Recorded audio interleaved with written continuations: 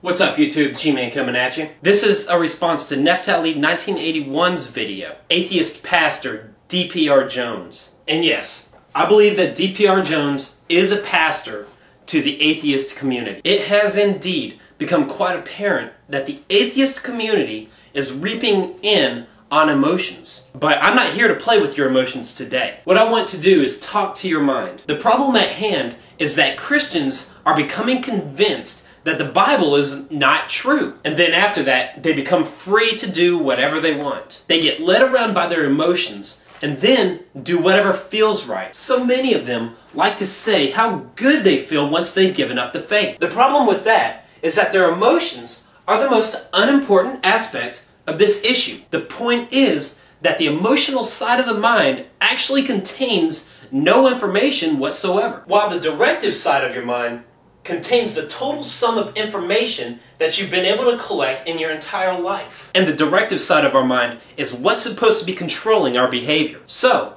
when these newly converted atheists are saying that they feel so much better about their choice, that's not telling me anything. And it shouldn't tell you anything either. And I know what you're thinking right now. It works both ways, right? And that's true. When a new Christian convert says, "Oh, I feel so much better now that I'm saved," it means very little. Actually, it means nothing at all, because feelings are not the reason that people go to heaven. The reason that you are able to go to heaven is because of what Jesus did on the cross. Going to heaven has nothing to do with anything that you have ever done or ever will do. Only the work of Jesus Christ on the cross plus nothing is what gets a person into heaven. And that's the essence of the free gift of salvation. Jesus paid it all. There's nothing left to do.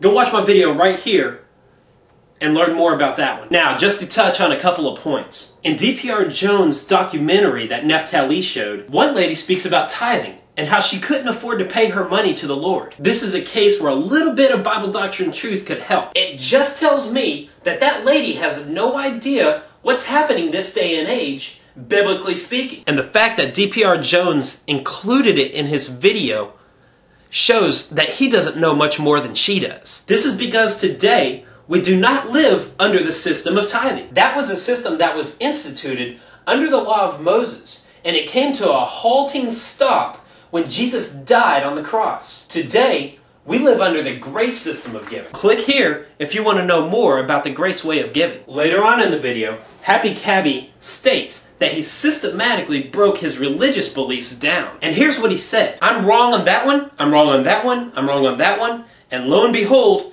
I no longer believe."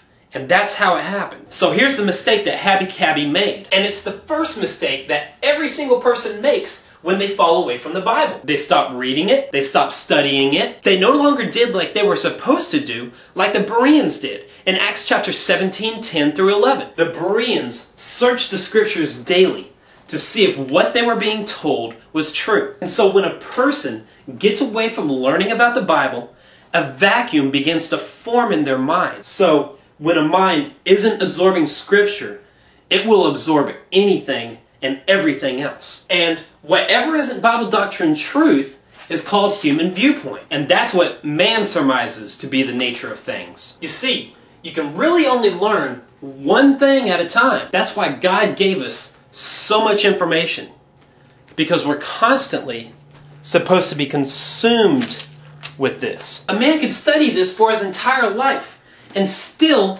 he wouldn't even scratch the surface of what this book has to provide. And DPRJones says, and I quote, "Quoting the Bible to me to prove the existence of a God is as persuasive as reading a Harry Potter book is to convince me of the existence of Hogwarts.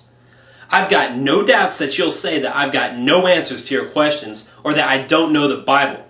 Well, I think that you might be somewhat surprised." Now, concerning the first thing that he says, about the first part of his statement, the point is that when the Bible speaks, it carries authority. When the Bible talks about places, it's speaking about real geographic locations that actually exist on this earth. It talks about nations that actually existed. The Bible actually carries statements and phrases that don't really mean very much to us today. But when we go back and study ancient cultures and civilizations, these statements and phrases all of a sudden carry a new meaning to them that we wish we would have known ever since we were little kids. When the Bible talks about people, it actually talks about real historical figures who actually lived, breathed, and walked on the same earth as we do. And that second part of his statement, where he says he would surprise us with the amount of knowledge that he does know about the Bible, as long as he's comparing the Bible to a Harry Potter book,